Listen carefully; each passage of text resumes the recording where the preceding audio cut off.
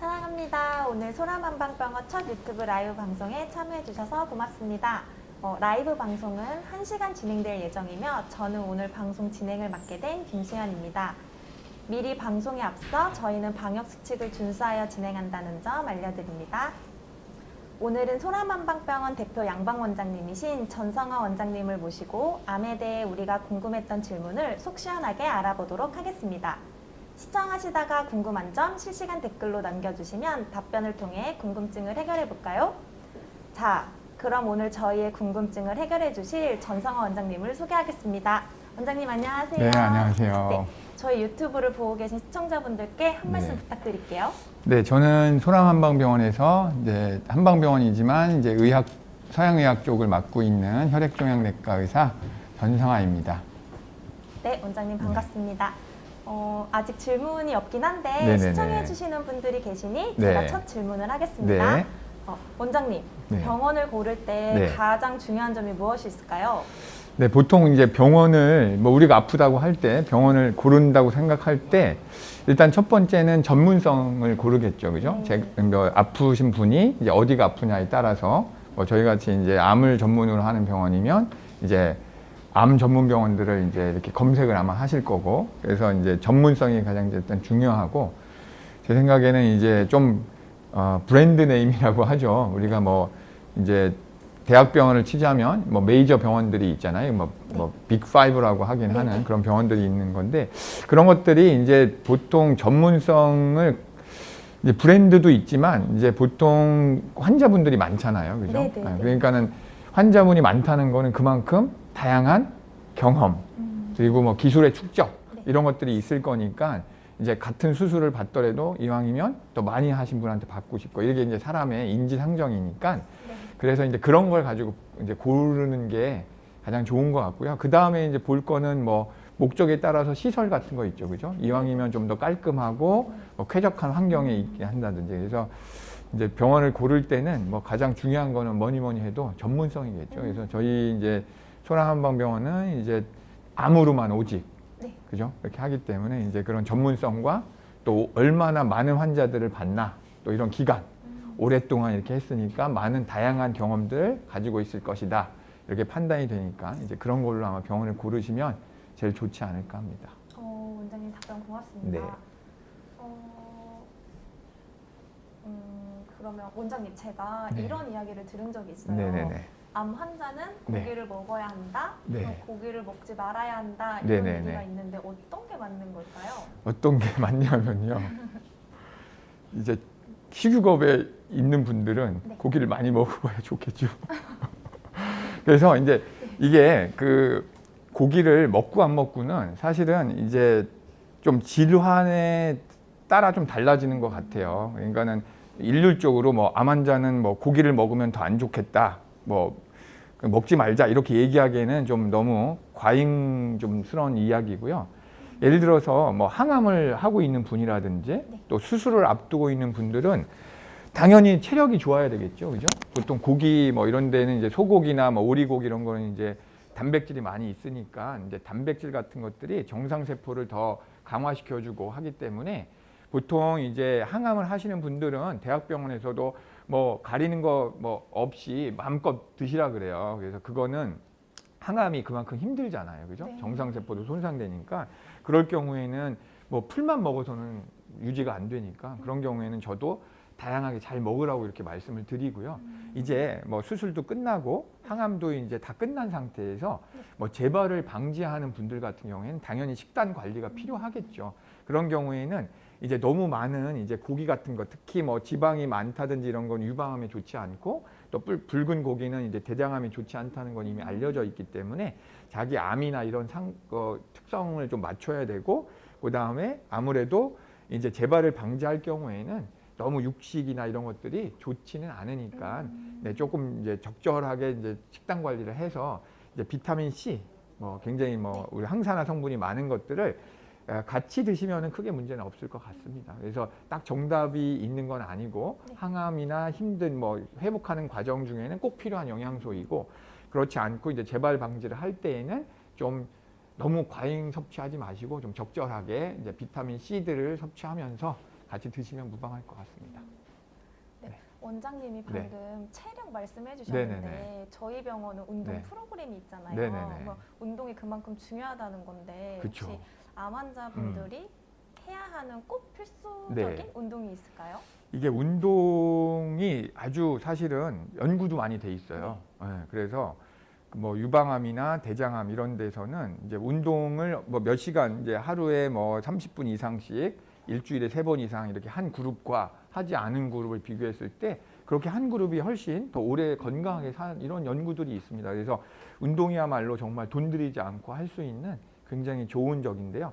보통 이제 어떤 운동을 하냐 하면은 이렇게 근력 운동보다는 좀 이제 유산소 운동이라고 하죠. 뭐 걷기와 빠르게 걷기 이런 운동들, 그리고 이제 근력이라고 하는 것도 이제 뭐 암 수술을 하시거나 아니면은 또 항암을 하시는 분들도 자꾸 힘이 드니까 누워만 계시거든요. 그런 경우에는 자꾸 이제 근력이 빠지니까 그런 경우에는 좀 자기가 이게 힘이 붙이지 않을 정도의 좀 근력 운동도 좀 같이 병행하시면 좋을 것 같습니다. 그래서 저희는 아마 이렇게 또 적절하게 운동 지도해주는 선생님들도 계시잖아요. 그래서 그런 자기 체력 상태를 잘 이제 좀 조정을 해서 너무 또 욕심내서 하면 운동하고 한 이틀은 또 누워 계신 분도 계셔요. 그러면 이제 오히려 역효과니까 이제 그런 좀 가벼운, 약간 가벼운 땀이 나는 정도. 그래서 뭐 이제 운동을 한 다음에 너무 지친다, 뭐 힘들다 이런 정도는 좀 좋지 않은 것 같고요. 보통 임상도 이제 그런 정도, 일주일에 뭐 30분에서 1시간, 한 일주일에 3번 이런 정도는 이제 하시면 되게 좋습니다. 네. 원장님 이런 네네. 질문이 네. 들어왔는데 네네. 면역 체계를 높일 수 있는 방법이 네. 궁금하다고 하는데 네네. 뭐가 있을까요? 이게 이제 우리 면역력이라고 하는 거를 사실은 이게 뭐 겉으로 측정하기가 되게 쉽지 않아요. 그죠? 우리 선생님하고 저하고 누가 면역력이 좋을까요? 저요. 그래서 그쵸. 저는 이제 더 늙었고 이렇게 하니까 당연히 이제 면역력에 관련되는 그런 지수들이 되게 많아요. 예를 들어서 당연히 뭐 노화가 되는 과정도 면역력이 떨어지는 과정이죠. 그러니까 뭐 이런 코로나라든지 이런 거에 더 사망률이 높은 분들이 고령 환자분들 또 여러 가지 질환을 가지고 있는 분들이 많잖아요. 이런 분들은 일단 면역력이 좀 떨어져 있다고 볼 수가 있죠. 근데 이제 정확하게 우리가 면역력을 계측하는 게 쉽지가 않아요. 뭐 보통 우리 에이즈 환자분들이 있잖아요. 그죠? HIV 환자분들은 면역 체계가 고장 나 있으니까 그런 분들은 정말 면역력이 떨어져 있어요. 근데 이런 일반적인 질환을 가지고 있거나 또 정상적인 분들은 뭐 면역력이 뭐 1, 2, 3등처럼 쭉 매길 수는 없지만 우리가 이제 간접적으로 볼 수 있는 게 뭐 일반적인 백혈구 수치, 항암을 하면 백혈구가 떨어지니까 면역력이 떨어졌다. 이렇게 이제 볼 수 있고요. 그 다음에 이제 NK 지수 같은 게 있어요. NK 검사를 해가지고 그 활성도가 이제 높냐 낮냐.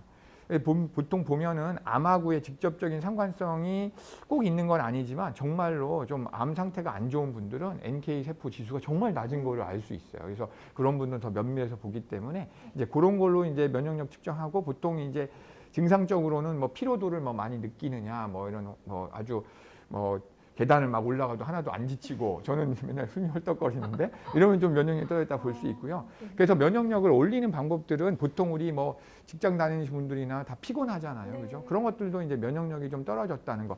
감기가 자주 걸린다든지 이런 것들도 이제 면역력을 보는 가장 대표적인 것들인데 그래서 올리는 방법들은 보통 이제 서양의학에서 얘기하는 거는 여러 가지 이제 이런 대사를 능력을 더 잘 해주는 그런 비타민 B 복합제들이 있어요. 이런 것들로 면역력을 좀 향상시킬 수 있는 게 있어요. 그러니까 우리 몸이 잘 대사가 될 수 있도록 해주면 더 불순물이 안 생기니까, 노폐물이 안 생기니까 더 건강해지겠죠. 그래서 그런 것들로 나온 여러 가지 건강기능식품들이 많이 있잖아요. 그죠? 간에도 좋은 거, 뭐, 그리고, 뭐 정말 많죠. 그죠? 뭐, 이렇게 상품명을 얘기할 수는 없지만, 뭐, 보통 비타민들을 많이 복합해 놓은 거, 이런 것들이 이제 사실은 면역력을 좋게 하는 거, 또 운동하는 것도 되게 좋은 거예요. 운동도 면역력을 올려주고요. 우리 뭐 실험을 했는데 이렇게 잠을 못 자게 했대요. 잠을 막 못 자게 하는 순간에 뭐 한 다음에 그런 NK 세포도나 이런 걸 봤더니 훨씬 떨어졌다는 거예요. 면역력이. 그래서 수면, 잠 잘 자는 것도 되게 중요하고요. 당연히 식사 잘하는 거 중요하고 운동하는 거 중요하고 이런 게 이제 일반적으로 할 수 있는 면역력 올리는 거고 아까 이제 식품으로는 그렇고 이제 한의학적으로는 우리 약간 허약한 체질들이 있죠. 그죠? 감기 자주 걸리고 애기들도 이제 한약 보약 같은 거 먹으러 많이 가잖아요. 실제로 먹고 좋아졌다는 분들도 있고. 네네. 그래서 이제 그런 식으로 이제 약간 그 허증이 있을 때 이제 보강해주는 증상에 맞죠. 이런 방법들도 이제 좋은 방법이라고 생각을 합니다. 그러면요, 원장님. 네. 현대인들은 너무 네. 많이 먹어서 네네네. 각종 질병에 그쵸. 걸린다고 네네네. 하는데 소식하면 그럼 암도 안 걸리나요? 소식하면 암이 안 걸리지는 않죠. 사실 그거를 이제 뭐 정확하게 규명하기는 사실 어려운 건데 보통 이제 음식도 굉장히 중요한 그 암의 원인 중에 하나라고 아까도 네. 말씀드렸잖아요. 뭐 고지방식이라든지 아니면은 이제 뭐 고기 같은 걸로 많이 먹으면 뭐 암들이 많이 발생할 수 이제 그런 것들은 이제 조사가 돼 있기 때문에 사실은 이제 너무 많이 먹는 거 자체가 문제는 아니신 것 같고 많이 먹고 가만히만 있는 분들 그럼 어떻게 되겠어요, 그죠? 자꾸 부피만 늘어나고 그리고 이제 혈관에도 좋지 않고 하니까 이제 당연히 건강이 안 좋아지겠죠. 그래서 많이 드시는 분들은 그만큼 또 많이 운동하시면 뭐 해서 우리 뭐 체질량 지수 같은 게 있으니까 그렇게 하시면 좋고 뭐 유방암에서도 이제 너무 그 비만 뭐라고 BMI죠. 그 자기 체중의 뭐 질량 지수 그게 너무 높으면은 이제 과비만이거나 이러면 더 안 좋다는 그런 보고가 있어요. 그래서 이제 어떻게 체격을 조금 이제 슬림하게 하시는 게 나쁘지는 않고 이제 소식하면 오래 산다 이런 말이 있기는 해요. 그게 저도 들었어요. 네, 저도 이제 들었는데 보통 이제 소식을 하는 분들이 위장계통이 조금 안 좋으신 분들이 많아요. 보통 위장계통이 안 좋은 분들이다 보니까 음식을 많이 못 먹잖아요, 그죠? 그러다 보니까 어떻게 좀 마르죠. 그러니까 보통 그런 분들이 성인병이죠. 고지혈증, 당뇨 이런 게 잘 안 걸려요. 그러니까 좀 오래 살 수 있는 가능성이 많고 그래서 좀 비실비실하면서 오래 산다. 네, 그래서 소식하는 게 뭐 저는 개인적으로는 뭐 이게 이제 학문적은 아니지만 좀 소식하는 게 좀 장수의 뭐 비결일 수도 있을 것 같긴 합니다. 네네. 여기 네. 원장님 네. 그 누가 유튜브를 즐겨 보는데 네네. 말씀을 너무 잘하신다고 그래요? 유튜브 하셔도 되겠다고. 기계치라. 그리고 여기 또 다른 질문에 네네네. 항암 이후에 면역 관리와 부작용 관리는 최소 얼마나 지속하는 게 좋을까요? 라는 질문이 있어요. 항암을 하신 후에 네네네. 보통은 당연히 이제 항암하는 동안에가 굉장히 중요하겠죠. 네. 왜냐하면은 항암이 너무 힘들면 저가 도망가는 분들 많이 봤어요. 항암 안 하겠다고. 힘드니까. 그래서 그죠, 힘드니까. 그러면은 우리가 이제 서양의학에서도 이 항암제의 용량 이게 항암제 사이클이 있거든요. 주기가 있어요. 막 3주마다 들어가야 된다, 2주마다 들어가야 된다. 근데 컨디션이 안 돼서 자꾸 미뤄지면은 그 주마다 들어가는 계산해 보면 환산해 보면 그죠, 용량이 떨어지잖아요. 그죠? 그러니까 3주에 들어가야 되는데 한 뭐 연기돼서 5주에 들어간다. 그럼 어떻게 됐어요? 효과가 떨어지잖아요. 그죠? 그러니까 주기를 잘 맞춰서 하는 거를 원하는 이게 더 효과가 좋기 때문에 이게 이제 그런 항암을 하고 힘든 걸 잘 보조해줘서 제때 들어가고 하는 게 사실은 중요한 치료일 수 있어요. 꼭 그냥 항암제만 하는 게 중요한 게 아니라 그래서 항암하는 동안에 체력 떨어지지 않게 잘 하는 거 또 뭐 중간에 이제 골수가 억제가 되다 보니까 백혈구나 이런 게 떨어지잖아요. 그런 걸 잘 회복시켜주는 치료 이런 것들이 되게 중요하죠. 그래서 치료를 우리가 수능도라고 하는데 도망가지 않고 잘 받을 수 있게 해주는 게 되게 중요한 치료예요. 그래서 이제 그 항암하는 동안에는 그렇게 좀 관리를 하고 항암 후에면 다 끝난 거냐? 그렇지 않고 보통 이제 항암마다 부작용이 되게 오래 가요. 뭐 대표적으로 우리 난소암이나 뭐 유방암이나 쓰는 탁세인의 계통 약들은 신경병증이 생기는데 항암을 딱 끊으면 없어지는 게 아니에요. 오히려 항암 끝나고도 심해지는 분도 있고 뭐 최장 길게는 한 2년 정도까지 지속이 되기 때문에 이런 것들을 삶의 질이 되게 떨어지잖아요. 그런 것들을 이제 관리해주는 치료법을 꾸준히 받으시는 것도 되게 중요하고 아무래도 이제 항암이 끝나고 회복이 되면은 이제 체력적으로는 조금씩 회복이 되긴 하지만 이제 항암이라는 게 어떻게 보면 굉장히 이제 정상세포도 공격을 받는 거기 때문에 그거를 이제 정상적으로 자리 잡는 데는 시간이 오래 걸리니까 이제 그런 거에 대해서 여러 가지 항산화 성분들로 해가지고 이제 항암으로 인해서 생긴 여러 가지 뭐 나쁜 뭐 프리 레디컬 뭐 이런 것들을 이제 제거할 수 있는 치료들을 해주면 더 빨리 좀 회복되실 수가 있을 것 같아요. 그래서 기간이라고 하는 거를 딱 정할 수는 없지만 우리가 뭐 이제 병기에 따라서 다르고 이제 항암을 하셨다는 거는 그만큼 좀 병기가 안 좋으신 거기 때문에 보통 이제 재발이 잘 되는 때가 1년 또 2년 내가 많아요. 그러니까 이제 그 기간 동안에는 되게 좀 집중적으로 관리해 주시는 게 되게 좋을 것 같습니다. 네. 그러면은 여기 조던님이 암세포가 가장 싫어하는 것이 뭐냐는 질문을 주셨는데 네. 암세포가 싫어하는 것들은 이제 건강한 삶이죠. 예를 들어서 아까 말씀드린 대로 뭐 운동 이런 거 싫어해요. 암세포는 그냥 가만히 있고 몸이 좋은 네, 그리고 나쁜 음식 좋아하죠. 네. 뭐 인스턴트 식품 좋아할 테고 그다음에 기름지고 막 이런 음식들 불량식품 네. 아주 나쁜 거 뭐 중금속 들어있고 뭐 이런 것들을 좋아할 거예요. 그죠? 그래서 암세포가 이제 이거 좋아하는 것들은 그런 거니까 우리가 그런 거랑 반대되는 행동을 하면 되겠죠. 그렇게 하고 이제 암세포가 싫어하는 거는 어떻든 간에 항암제 제일 싫어하겠죠. 그죠? 싫어하는 거였죠.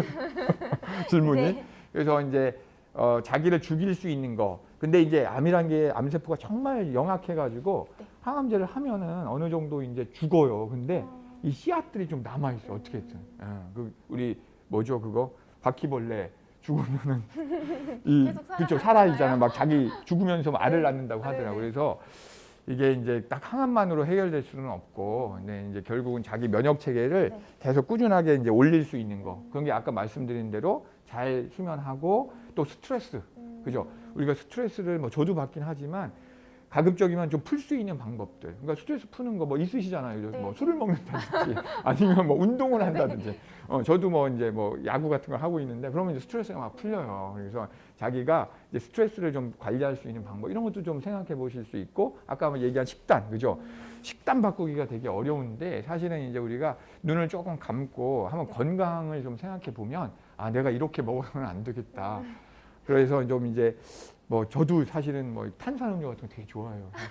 근데 저희 어머니가 저를 잘못 키워가지고 근데 이제 생각해 보면 그런 게 이제 하루 이틀 먹으면 괜찮겠지만 오랜 동안 쌓인다고 생각해 봐요. 그죠? 그러면 이제 그게 오랫동안 쌓여서 병이 되는 거기 때문에 이왕이면 좀 좋은 식거리들을 음식거리들을 잘 이제 이렇게 하는 것들이 되게 중요할 수 있다고 생각합니다.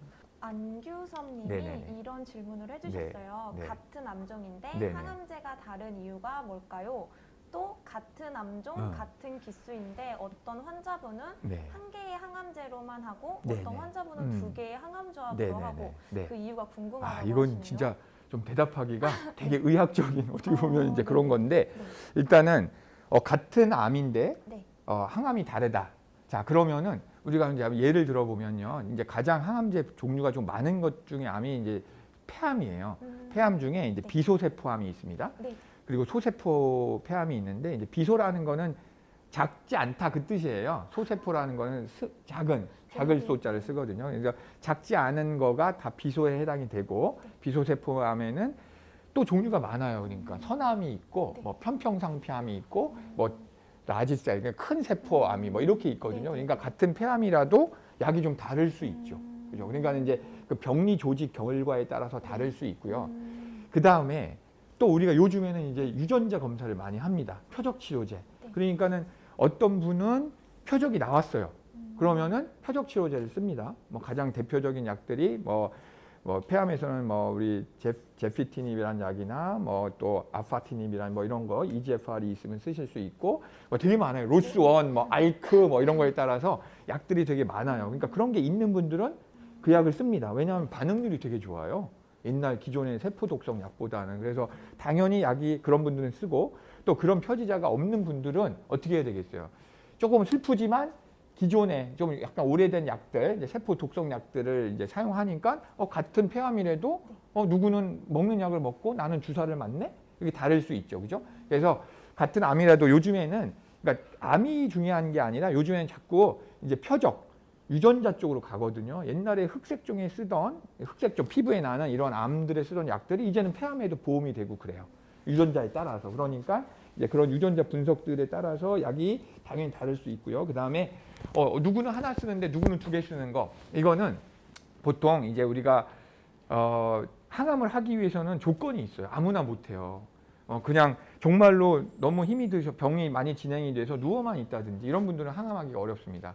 이제 좀 우리가 그거를 뭐 활동도라고 얘기하는데 뭐 영어로는 뭐 퍼포먼스, 스테이투스 이걸 이제 살펴가지고 그러니까 간단히 말씀드리면 증상 없이 잘 걸어 다니는 분들 뭐 약간 암에 대한 증상이 있지만 거의 영향 없는 분들, 침대에서 한 50% 이상 잘 왔다 갔다 하는 분들, 또 침대에 50% 이상 누워 있는 분들, 그리고 거의 누워 있는 분들, 이렇게 이제 나눠요 상태를. 그래서 보통 너무 조금 이제 한 걸어는 다니시는데 조금 힘이 없는 약간 한 2단계 정도 되는 분들은 이제 약간 항암제 있고 또 고령이고 이런 분들은 항암제를 병합해서 쓰면 효과는 좋은 대신 어떻겠어요? 독성은 강하겠죠, 그죠? 그러니까 그런 경우에는 약간 단일요법으로 쓸 수 있고요.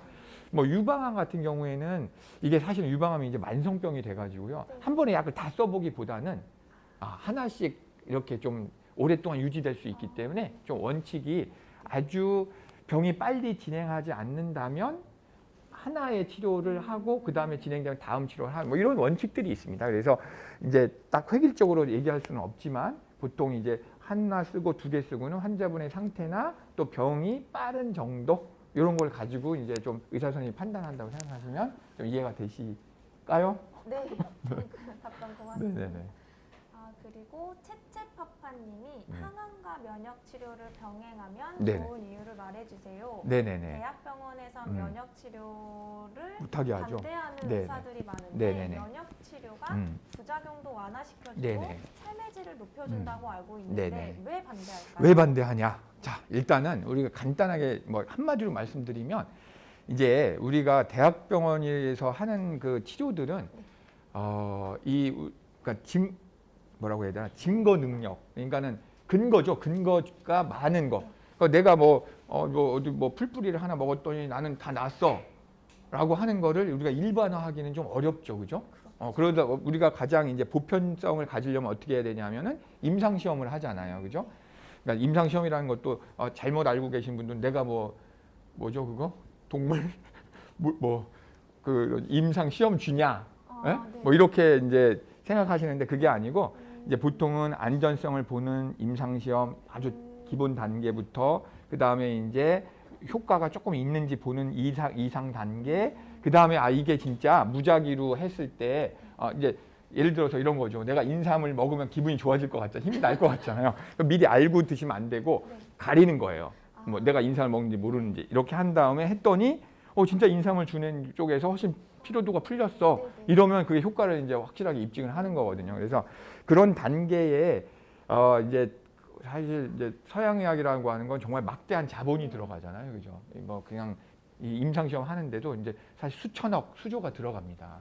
그래서 그런 거를 통해서 이제 나온 약들을 하는 데가 이제 대학병원인 거죠. 그러다 보니까 이 면역치료라고 하는 거는 아직 어떻게 보면은 그런 정도의 근거는 아직 없지만 우리가 그러면은 뭐 근거 없으니까 나는 탄산음료 막 먹어도 괜찮겠네. 그죠? 막 뭐 잠 안 자고 자고 이런 거는 사실 없고 우리가 음식으로 아직 암을 예방할 수 있다라고 나온 게 사실 없어요. 셀레늄이나 이런 것들도 연구는 되게 많이 돼 있는데 그런 셀레늄 한쪽은 셀레늄 먹고 이쪽은 셀레늄 안 줘봤더니 암이 그럼 덜 발생하느냐? 사실은 실패했어요. 그렇지만 그 정도로 셀레늄이나 이런 것들이 항산화 성분들이 어떻게 가능성이 많이 있기 때문에 계속해서 연구를 하고 있는 거거든요. 그래서 대학병원에서 하지 말라고 하는 이유는 어떻든 간에 자기들이 원하는 만큼의 높은 근거는 없기 때문에 하지 말라고 하는 거고요. 제 생각에는 이제 어떻든 간에 우리가 그러면 딱 대학병원 가면 다 완치가 되고 하느냐? 사실 애석하게도 아직까지 암은 정복하기가 쉽지는 않아요. 그래서 이제 조금 더 우리가 여유 있게 본다라고 하면은 우리가 뭐 운동을 하고 좋은 음식을 먹고 하는 것들이 당연히 나쁘지 않잖아요. 그죠? 유기농 음식을 먹고 하는 게 우리가 그거를 실험을 안 했으니까 뭐하러 유기농 먹어 이렇게는 잘 안 하잖아요. 그죠? 그런 것처럼 우리가 면역력을 계속 증가시킬 수 있는 방법들을 하는 거는 당연히 좋은 거고 또 그만큼 높은 증거는 없지만 그럼 이런 약들이 다 나라의 승인을 받은 거란 말이에요. 그래서 어느 정도의 다 연구들도 하고 임상시험도 한 거예요.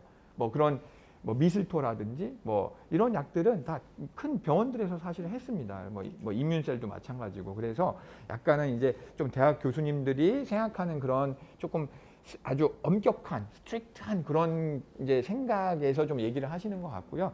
이제 그거 말고 우리가 조금 더 넓게 생각을 하면은 이제 암 환자분들이 사실 절실하기도 하잖아요. 그래서 이제 치료를 좀 하다가 너무 힘들고 못 받는 거를 잘 받을 수 있게 해주는 것도 대단히 중요한데 이제 너무 대학병원들이 바쁘다 보니까 그런 거는 잘 신경 안 써요. 그죠? 보면 저희들도 분명히 뭐 좀 약간 전이가 있을 것 같고 뭐 병이 나빠졌을 것 같은데 그냥 뭐 괜찮아요 하면서 지나다가 시기를 놓치는 분들도 많이 있어서 그런 면에 있어서는 이제 면역력 같은 거를 같이 조절해서 어떻게 최고의 효과를 내기 위한 거잖아요. 그죠? 네. 뭐 하나 나쁘다라고 좋다 나쁘다 이런 걸 떠나서 어느 정도의 우리가 그래도 검증이 된 것들은 같이 이제 해가지고 더 좋은 결과를 지금 내려고 뭐 저희들도 연구하고 있고 뭐 다른 한의학계에서도 연구를 많이 하고 있죠. 홍삼 같은 경우에는 사실은 서양의학에서 연구를 한 데이터가 있어요. 그래서 그 대장암에서 이제 수술한 다음에 2기나 3기는 이제 그 재발 방지 항암을 하거든요. 그게 이제 뭐 폴폭스라고 하는 항암제인데 그거랑 이제 홍삼이랑 같이 썼어요. 한 200명 정도는 아까 말씀드린 대로 가짜 약을 줬고 200명 정도는 진짜 홍삼이 들어가는데 이제 누가 홍삼인지는 모르게 해가지고 아주 잘된 연구를 해가지고 이제 홍삼을 먹은 군이 긍정적인 데이터가 나왔어요. 피로도를 풀어주는 게 최고 목적이었거든요. 뭐 암을 뭐 재발이나 이런 것까지 보지는 않았지만 그래서 충분히 피로도를 풀었고 우리가 또 염려하시는 거 혹시 홍삼 먹으면 항암하고 항암제 효과가 떨어지지 않냐? 네, 그 그죠? 간독성. 간독성 이런 거에 대해서 사실은 다 해결이 된 거였어요. 물론 모든 한약으로 적용하기는 어렵지만 어떻든 홍삼은 그렇게 부작용은 거의 나타나지 않았고 항암제하고의 서로 상호작용도 없었다는 게 사실은 누가 입증했겠어요? 한의사 선생님들이 아닙니다. 이건 다 메이저 대학병원에서 한 거였어요. 근데 이게 이제 여러 가지 뭐 이런 얘기를 드리기가 좀 쉽지는 않지만 이제 우리나라는 한의사와 의사가 있잖아요. 그러다 보니까 어떻게 보면 이제 홍삼이라고 하는 거는 이제 건강기능식품이기도 하고 약간 한방 쪽이다 보니까 이제 그게 좀 제대로 잘 이제 보고가 되지는 않았어요. 뭐 미국의 이제 유명한 아스코라든 이런 데서 이제 이제 이렇게 논문이나 아니면 포스터나 이런 걸로 이제 발표가 되기도 했는데 우리나라는 보면 환자분 잘 모르는 것 같아요. 되게 사실은 어떻게 보면은 그래도 제가 지금까지 보아온 것 중에는 아주 굉장히 잘된 홍삼을 과연 먹어도 되냐라고 하는 거에 대해서 적어도 대장암에서는 적어도 권고할 수 있는 근거가 있는데 그런 것들은 이제 또 좀 이게 홍보를 이제 직접 연구를 하신 분들도 안 하는 거 보면 약간은 우리가 좀 감정적인 대립도 있지 않은가 한의사와 의사는 그래서 조금 이제 우리나라가 조금 좀 어렵죠. 뭐 이런 얘기 좀 그렇지만 그리고 이제 일본 같은 경우에는 한의사가 없어요. 의사 선생님들이 처방을 하기 때문에 거기는 또 이제 제약회사가 있습니다. 그 한방만 만드는. 그래서 오히려 이제 의사 선생님들도 많이 한약을 처방하고 그래서 오히려 우리나라보다는 좀 더 순조롭게 잘 가는 것 같아요. 그런 게 조금 저희는 좀 안타까운 생각이 들긴 합니다. 조금 더 잘 발달될 수 있는 면이 있는데. 네. 그 양쯔강 요스케님이 네. 항암 치료를 미루고 면역 치료를 먼저 받는 게 위험하거나 그렇진 않을까요? 라는 질문을 주셨네요. 네. 일단은 이제 이것도 획일적으로 말씀드리기는 어렵고요. 가령 예를 들어서 제가 한번 일단은 저는 위험할 수 있죠. 예를 들어서 항암 치료를 어떻든 지금까지 현존하는 약 중에 암을 어떻든 가장 없앨 수 있는 거는 저는 항암제라고 생각을 해요. 뭐 표적 치료를 포함해서 꼭 항암제라는 게 이제 세포 독성만 얘기하지 않는데 제 환자분 중에 이제 간암 환자분이 계셨어요. 간암인데 이제 수술을 옛날에 하셨는데 이제 폐로 전이가 되셨어요. 그래서 잘 아시겠지만 여기 환자분들 중에 드시는 분도 있을 건데 이제 소라페닙이라는 넥사바라는 약이 있어요. 상품명으로 하면 이제 그 약을 이제 드셨는데 그게 좀 부작용이 좀 막 손발도 막 부르트고 뭐 체력도 떨어지게 해서 그분이 한 달 드시고 이제 못 먹겠다고 오셨어요. 이제 그분은 대학병원에서 이제 처방을 받으시고 이제 제가 이제 통합병원에 이제 일할 때 그때 오셨었는데 그래서 이분이 워낙에 이제 자기가 안 드시겠다고 하셔가지고 그러면 이제 좀 우리가 면역 치료를 하면서 조금 이제 사진을 잘 찍으면서 어떻게 암이 변하나를 좀 보면서 하자 했는데 어떻든 간에 그분이 한 4년 동안은 보통 이제 폐전이 있을 때 간암의 예후는 보통 길지 않아요. 보통 6개월에서 뭐 이게 물론 사람마다 좀 다르기는 하시겠지만 보통 6개월에서 뭐 9개월 정도 돼 있단 말이에요. 근데 이분은 4년 동안에 아주 정말 직장 다 생활하시면서 생활하셨어요. 그래서 요지는 뭐냐 하면은 뭐 면역 치료를 잘했다 이런 게 아니라 암의 그 공격성이 좀 달라요. 다 환자분마다. 그래서 천천히 자라는 암 같은 경우에는 어떻게 보면 연세가 있거나 너무 활동력이 적으면 꼭 항암만 해야 된다고 주장하지는 않아요. 그리고 그분 같은 경우에는 안 하고도 되게 오래 잘 생존해 계시기 때문에 그래서 그런 경우에는 우리가 여유가 있지만 막 병이 빨리 진행하는 분들이 있어요. 네네. 이런 분들은 저는 항암이 꼭 필요하다고 생각합니다. 왜냐하면 일단 잡아놔야 돼요. 왜냐하면은 예를 들어서 너무 빨라서 간이 암으로 다 더 뒤덮이면 간 기능이 떨어져요. 그러면 기능이 없이 어떻게 살아요, 그죠? 그러니까 그렇게 되기 전에 어떻든 조정을 해놓고 네. 그 다음에 이제 뭐 같이 면역 치료를 한다든지 네. 이렇게 하는 게 좀 현명하지 않을까. 그러니까는 뭐 딱 정답을 생각하지 마시고 사실은 이제 나의 병 상태나 이런 것들 잘 상담을 하셔야 돼요. 그런 걸 하시려면 내가 항암을 안 하고 한번 좀 나는 뭐 면역 치료를 해봐야 되겠다 할 때는 좀 전문적인 상담이 좀 필요합니다. 그리고 또 막 그런 분들은 또 대학병원에 오지 말라고 그러거든요. 항암 안 하니까 오지 말라고 그러면 검사도 안 하셔요. 그러면 너무 나빠진 상태로 오시니까 검사는 받으시면서 내가 잘 유지가 되나 아니면 이제 지금 빨리 항암을 해야 될지 이런 것들을 잘 보시면서 하는 게 현명하겠죠, 그죠? 그리고 또 제가 본 질문 중에 강성무님이 네네. 항암이 양날의 검이라고 하던데 네네. 항암을 할 수 있는 몸 상태라면 네네. 치료를 받는 게 좋을까요? 항암하면서 오히려 몸 상태가 안 좋아지는 경우들도 봐서요 라고 네네네네. 질문을 주셨어요. 이게 사실은 이제 이게 단순하게 생각하기가 좀 어려운 문제인 것 같아요. 네. 사실은 우리가 이제 저도 이제 혈액종양내과 의사지만 이제 그냥 이렇게 항암이라고 하는 게 당연히 부작용이 있는 건 다 알고 있는데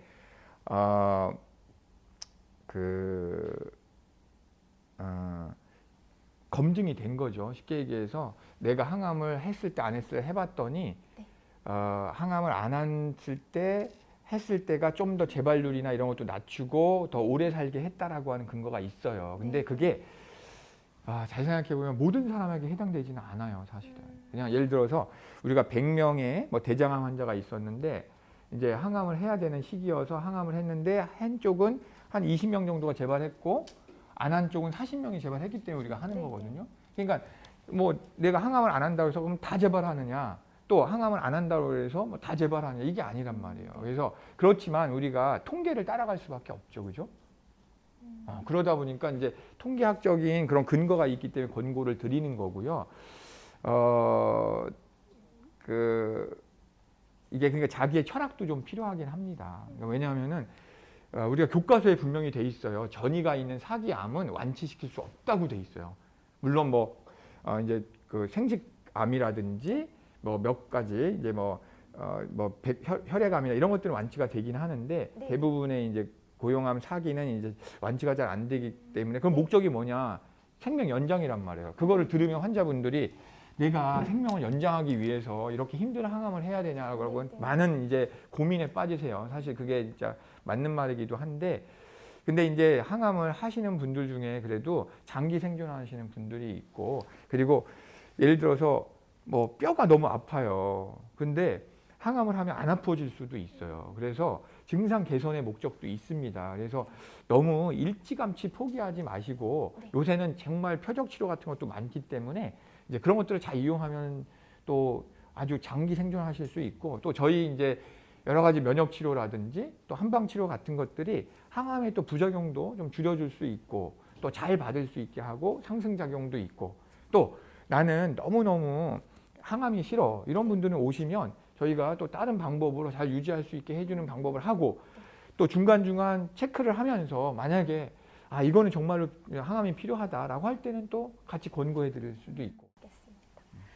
요즘 코로나로 인해 본원에서 진료나 치료 시기가 늦어질 때도 있더라고요. 네네네네. 이럴 때 내 몸을 케어할 수 있는 방법이 있을까요? 그러니까 이제 응급실을 가야 할 정도면 사실은 이제 뭐 좀 불편하시도록 갈 수밖에 없는데, 저희도 이제 보면 환자분들이 좀 많이 불편하세요. 정말 대기 시간도 길고. 네네. 그래서 당연히 내가 이제 받았을 때 꼭 가야 되는 상황들이 있습니다. 이게 한 가지 얘기하기 어렵지만 뭐 네. 열이 막 난다든지 막 혈압이 떨어진다 이러면 뭐 가셔야 되는 거고요. 그렇지 않고 이제 질문의 뜻이 뭐 코로나를 좀 극복할 수 있는 방법이라고 이해를 해야 될까요, 그죠? 응급실을 안 가고 이제 지켜보실 수 있는 방법은 뭐 마찬가지입니다. 이제 이게 면역력을 네. 뭐 지키는 건데, 이게 이제 코로나가 안 걸린 분들은 뭐 이제 사실 증상이 없이 지나가는 분도 있잖아요, 그죠? 네. 그래서 보통 젊은 분들은 그냥 회복되고, 그러니까 사실 뭐 나이는 숫자에 불과하다고 했잖아요. 그죠? 고령이 많이 그만큼 면역력이 떨어질 수밖에 없는 조건이니까 그만큼 이제 면역력을 좀 증가할 수, 아까 여러 가지 좀 방법 말씀드렸으니까 이제 그런 거를 실천하시면 코로나 이런 것도 좀 이길 수 있지 않을까 이런 생각이 들고, 뭐 치료 중인 분들은 이제 꼭 응급실을 안 가야 되는 사람들이 많이 있어요. 사실은 이제 저희 병원에서도 뭐 웬만한 것들은 좀 다 해결을 해드립니다. 예를 들어서 뭐 흉수가 찼다든지 복수가 찼다 이런 것들이 이제 응급실 가야 되는 상황인데 네. 그런 것들은 뭐 응급실 가지 않고 이제 가급적이면 어떤 이제 계속 계신 병원에서 해결해 줄 수 있는 게 가장 좋겠죠. 응급실이 이제 불편하니까. 네, 그런 이제 연계 병원들을 또 잘 활용하시는 것도 좋을 것 같아요. 네, 고맙습니다. 그리고 고주파 온열 치료는 몇 회를 해야 더 효과를 볼 수 있나요? 라는 질문을 주셨는데요. 네, 이게 이제 우리가 재발 방지용으로 하느냐, 아니면 이제 전이가 있는 상태에서 하느냐에 따라 좀 달라지겠는데요. 사실 전이가 있는 경우는 애석하게도 아까 말씀드린 것처럼 우리의 최고 목적은 건강하게 오래 살게 해드리는 거기 때문에 네. 사실 끝이 없어요. 그러니까 항암도 보통 끝이 없죠. 네, 그래서 고주파는 만약에 반응을 잘 한다라고 하면은 네. 이제 뭐 오랜 기간 사실 받을 수 있는 부작용이 없는 치료입니다. 다만 이제 안정된 상태로 오래 간다고 하면은 횟수를 뭐 예를 들어 주 3회 하던 거를 주 2회 아니면 주 1회 이렇게 좀 줄여보실 수 있는 이제 방법이 있을 것 같고요. 네. 보통 우리가 재발 방지로 하는 경우에는 네. 이것도 정확하게 얼마를 해야 된다는 게 있지는 않지만 보통은 우리가 한 12사이클 해서 한 3일간 36사이클 정도를 일단 권해드려요. 그러니까 한 3달이나 4달 정도가 되실 거고요. 네. 그 다음에는 이제 병의 좀 병기라고 하죠, 우리가. 네. 당연히 2기와 3기는 3기가 더 나쁜 거고. 그래서 병기에 따라서 조금 추가적으로 또 치료를 권해드리기도 하고 그렇습니다.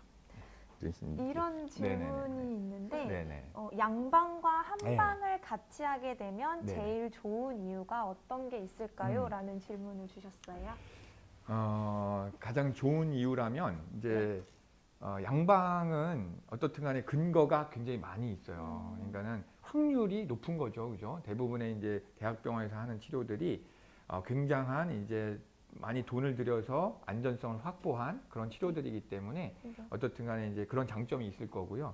근데 이제 그걸로 우리가 완벽하게 해결이 안 되잖아요. 여러 가지 부작용 케어나 이런 것들이 사실은 쉽지 않은 상황이에요. 왜냐하면 대학병원들로 다 서울로 다 많이 모이셔요, 보면. 그래서 이제 뭐 사실 3분 진료밖에 못 하잖아요. 정말 말도 못 해요. 그래서 저는 이렇게 질문 같은 거를 환자분한테 써드려요. 이런 거 꼭 물어보라고 이렇게 해서 하는데 그만큼 이게 좀 아주 디테일한 진료가 안 되는 게 사실이에요. 뭐 대학 교수님들도 안타까워하세요. 워낙 환자분이 많다 보니까. 그래서 사실은 뭐 외국 같은 경우랑 비교하기 어렵지만 거기는 뭐 한 20분, 30분 충분히. 왜냐면 굉장히 이제 치명적인 질환이잖아요. 암이라고 하는 게. 네. 온 가족들이 다 슬퍼하실 수 있는 질환이기 때문에. 근데 그런 제도가 되려면 여러 가지 좀 복잡한 것들이 많이 해결이 되긴 해야 돼요. 그래서 단순하게 얘기할 수는 없지만 좀 그런 게 좀 약하긴 하지만 어떻든 우리가 확률적으로 굉장히 높은 치료이고 완벽하지는 또 않고 또 한방 치료라고 하는 건 좋은 점은 이제 어떻든 간에 네.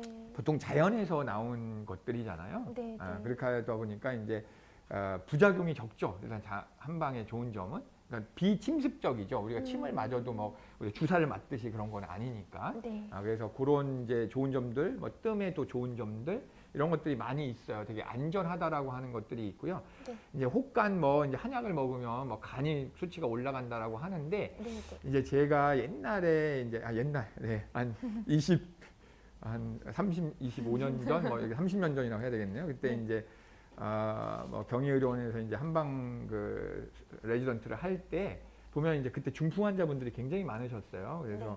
한약을 이제 많이 쓰고 했는데 뭐 제가 지금 생각해 보건데 한약을 드셔서 막 간 수치가 올라간 분들은 정말 거의 기억이 안 나요. 그래서 실제적으로 이제 그런 얘기가 많이 들려서 이제 그때 저희 이제 의국에서 이제 연구를 했어요. 이렇게 약을 주고 이제 간 수치가 얼마나 올라나 봤더니 네. 굉장히 낮은 정도예요. 일반적인 우리가 뭐 다른 약을 먹어도 양약을 뭐 드셔도 생기는 그런 정도니까 전혀 안 오는 건 없습니다. 모든 약은 다 많이 간에서 대사되기 때문에 조심은 하셔야 되는데 뭐 우리가 좀 과잉하게 좀 얘기하는 것 같고요. 항상 그래서 저희도 이제 한약 치료를 하면서 항상 피 검사를 해요. 가장 확실한 방법이죠. 네, 네. 그래서 피 검사를 확인해서 안전하다는 걸 꼭 확인하고 가기 때문에 이제 그런 면에서 이제 또 안전하면서 또 어떤 우리가 한약이라고 하는 건 아까 이제 대장암도 얘기했지만 우리 네. 피로도를 풀어준다든지 네. 굉장히 면역력을 좀 활성화시켜주는 데 있어서는 어떻게 보면 서양의학보다 좀 우수하죠. 서양의학에서의 사실 보약이라고 하는 것들이 주로 영양제, 뭐 비타민, 미네랄 이런 거잖아요. 그러니까 그런 면에 있어서 좀 저는 뭐 개인적으로 제가 한의대를 나오기도 했지만 이제 한약은 그런 면에서 굉장히 좀 우수할 수 있는 면이 또 있습니다. 그래서 같이 병행하면 좀 더 빈틈을 메울 수 있겠죠. 그죠? 네. 원장님이 한의대 말씀하셔가지고 이 질문이 보이는데 네. 원장님은 남들은 한 번 가기도 힘든 의대를 2번이나 가셨는데 공부를 얼마나 하신 거예요? 비결 좀 알려주세요. 라는 공부요? 질문이 있네요. 제가 공부를 많이 하긴 했어요. 등록금을 좀 많이 쏟아부었는데. 그래서 이제 제가 이제 한의대를 먼저 들어갔고요. 네네. 이제 한방 수련의를 했고 이제 수련의 하면서 느꼈던 거는 조금 아무래도 응급질환이나 또 이제 뭐 좀 한방이 항상 약점이지만 좀 근거들이 좀 약한 것들이 항상 저희 마음을 괴롭혔어요. 왜냐하면 제가 네. 환자분한테 이렇게 치료를 하는 거에 대한 이제 자신감이라고 한다든지 이런 게 조금 저는 뭐 그때 이제 아무래도 수련의 과정이니까 좀 네. 약해서 조금 의학을 좀 더 배워보면 이런 응급처치도 빨리 할 수 있고 그리고 이게 한의사와 의사가 사이가 안 좋아요. 그러다 보니까 네. 이제 제가 굉장히 좀 어떻든 간에 좀 속상한 일이 많이 있었어요. 이제 경의원에 있을 때도. 그래서 이거 그냥 내가 해버려야 되겠다. 이렇게 해서 이제 사실 어떻게 뭐 운이 되게 좋게 이제 의대를 들어가게 됐어요. 이렇게 해가지고 들어가서 이제 공부를 또 하고 또 그냥 의대라는 속성이 그냥 의대만 나와서는 안 되니까 레지던트를 하고 그다음에 또 이제 전문화된 또 이제 분과가 있거든요. 뭐 소화기, 혈액종양 이런 것처럼 하다 보니까 제가 딱 19년 한 것 같아요. 분과 전문의를 딸 때까지. 네, 그래서 좀 돈을 많이 벌지는 못하고 했는데 지금 생각해 보면 저 개인적으로는 그냥 만족스럽긴 한데 네. 좀 지나고 보면 좀 기간이 많이 길었구나 하는 생각이 들기는 해서 뭐 그냥 저는 이제 뭐 2개를 다 하는 게 좋은 건 아니지만 조금 더 여유로운 마음을 가졌다고 해야 되나? 왜냐하면 이제 저도 뭐 친구들이 의사 많이 있지만 좀 이렇게 한의사 선생님들을 너무 막 싫어해요. 그나마 이제 저가 있으니까 조금 이제 저기 완화가 되긴 하지만 또 일편으로는 또 한의사 선생님들은 또 너무 공격을 많이 받다 보니까 또 너무 이제 뭐 항생제라든지 이런 걸 또 막 나쁜 점만 부각하고 정말 이제 중환들을 보면 항생제가 정말 사람을 살릴 때 있어요. 네. 좋아서 쓰는 게 아니라 부작용을 다 알면서 쓰는 거기 때문에 이제 그런 면에서 조금 더 사이가 좋아지면 조금 더 시너지가 있을 것 같은데 이제 그런 거를 이제 해나가야 되겠죠. 네, 그래서 공부는 뭐 그냥 공부가 제일 편했어요는 아니고 이제 직장 다니면 막 힘들잖아요. 그죠? 그래서 어떻게 학생이 보면 저도 의대 다닐 때나 이렇게 좀 학생 때 제일 좋았던 것 같아요. 지금 생각해 보면. 네.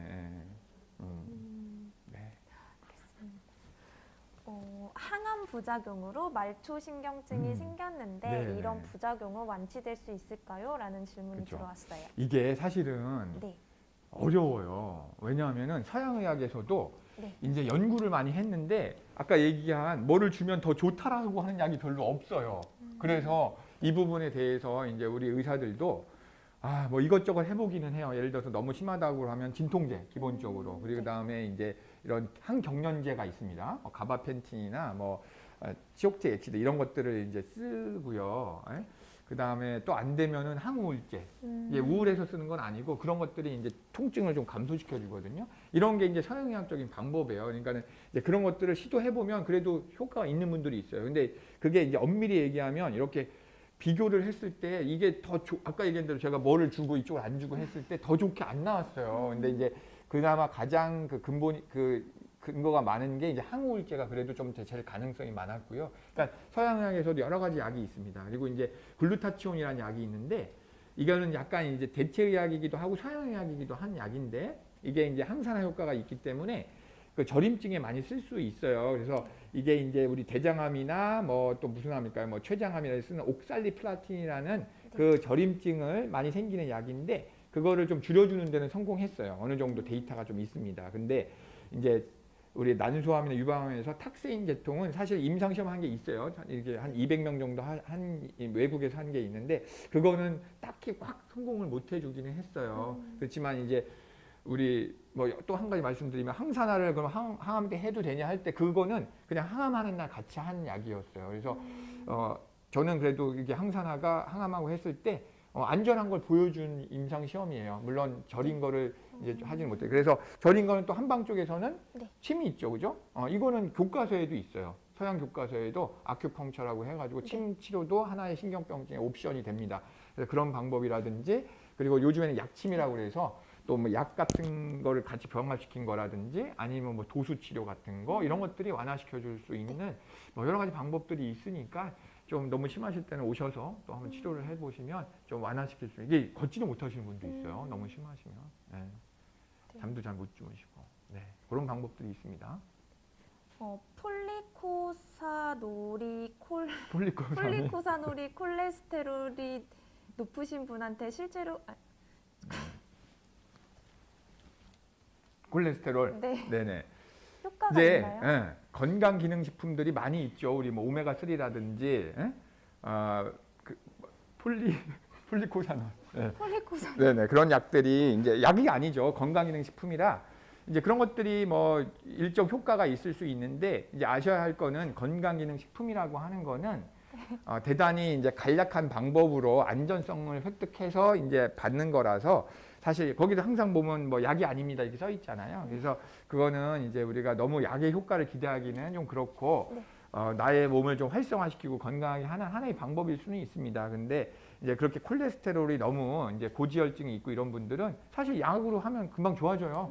고민하실 거 없는데 그래서 이제 그 우리가 뭐 LDL 콜레스테롤 또 HDL 콜레스테롤 아니면 이런 거를 보면서 이제 또 우리나라는 너무 또 과잉으로 드시는 것 같아요. 제가 봤을 때는 그게 우리가 연구한 바에 의하면 고지혈증 약이 그러니까 중풍이나 심근경색을 막는데 아주 뛰어나지는 않아요. 물론 이제 병이 있는 분들 있잖아요. 내가 심근경색이나 중풍이 있는 분들은 약을 드셔야 돼요. 잘. 그런데 그냥 나 좀 예방해야 되겠어 해서 약을 드시는 효과는 좀 미미한 걸로 연구가 돼 있어요. 그래서 일정한 수치 같은 걸 확인하시고 그 다음에 그게 좀 높더라도 약을 먼저 쓰지 않아요. 서양의학에서도 운동하라 그래요. 한 3개월 해보고 안 되면 그때 약을 쓰는 거니까 그래서 그런 약 또 중성지방 약주만 하시는 분들은 항상 지방간, 중성지방 관련이 많기 때문에 그 이제 중성지방이라고 하는데 그런 걸 또 떨어뜨리는 약이 또 따로 있습니다. 그래서 그런 약이 있고 그다음에 내가 약은 먹기 싫고 그 정도는 아닌데 조금 건강을 하게 혈관 질환을 좋게 하는 여러 가지 건강 식품들은 뭐 많이 있죠. 뭐 은행나무 같은 것도 하기도 하고 네, 그런 것들은 뭐 크게 부작용이 없기 때문에 적절히 드시면 좋을 것 같아요. 네.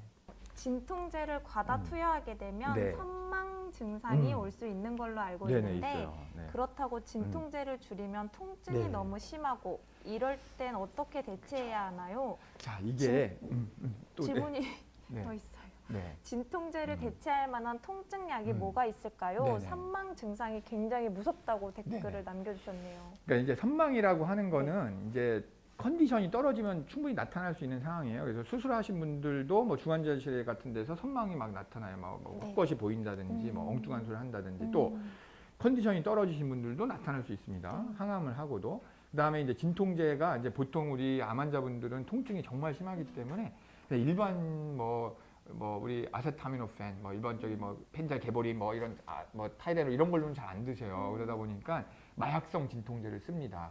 그래서 마약성 진통제를 좀 너무 이제 몸이 허약한 상태에서 진통을 잡기 위해서 좀 과량이 들어가다 보면 당연히 선망이 생겨요. 부작용이 있습니다. 그래서 그러면은 선망이 너무 심해서 정말 뭐 우리가 뭐라고 해야 되나 뭐 이리톱을 하다 그러는데 막 다 수액 라인 뽑고 뭐 위험해지면은 어쩔 수 없이 또 그거에 맞는 선망 치료제가 있기는 해요. 네. 그렇지만 이제 근본적으로는 만약에 진통제 때문에 그렇다라면 진통제를 좀 줄일 수밖에 없기는 해요. 네네. 그러면 아프잖아요. 아까 얘기하신 대로. 그러면은 이제 그 어떤 방법이 있느냐? 사실은 서양의학적으로는 방법이 없어요. 진통제를 그냥 조절하면서 그러니까 진통제도 되게 종류가 다양하니까 한번 바꿔보는 거예요. 뭐 다른 진통제 종류로 바꿔봐서 하고 또 이런 이제 마약성 진통제들은 선망이 어느 정도 조금 시간이 지나면 좀 부작용들이 감소한다 그래요. 변비 빼놓고는 뭐 어지럽다든 이런 것들은 시간이 지나면 그러니까 이제 그런 방법도 원인이 될 만한 체력적인 거를 증가시켜 주면 선망이 좀 덜하겠죠, 그죠? 그런 이제 보조적인 걸 같이 해서 진통제 조절해 보는 게 좀 어려운 영역이긴 해요. 그렇게 하고 저희 병원 같은 경우에는 뭐가 있습니까? 침, 약침, 그렇죠? 그런 걸로 이제 그 마약성 진통제가 너무 부작용이 심하니까 이제 그런 쪽으로 같이 나누는 거죠. 그러면은 이제 좀 부작용을 덜하게 하면서 진통 효과는 좀 상승시키고 그러니까 그런 방법들로 좀 하실 수 있어요. 사실 굉장히 어려운 문제긴 한데 네. 이제 환자를 보면서 좀 적절하게 조절하실 수는 있습니다. 네네네. 끝까지 시청해주셔서 고맙습니다. 네, 고맙습니다, 감사합니다. 원장님.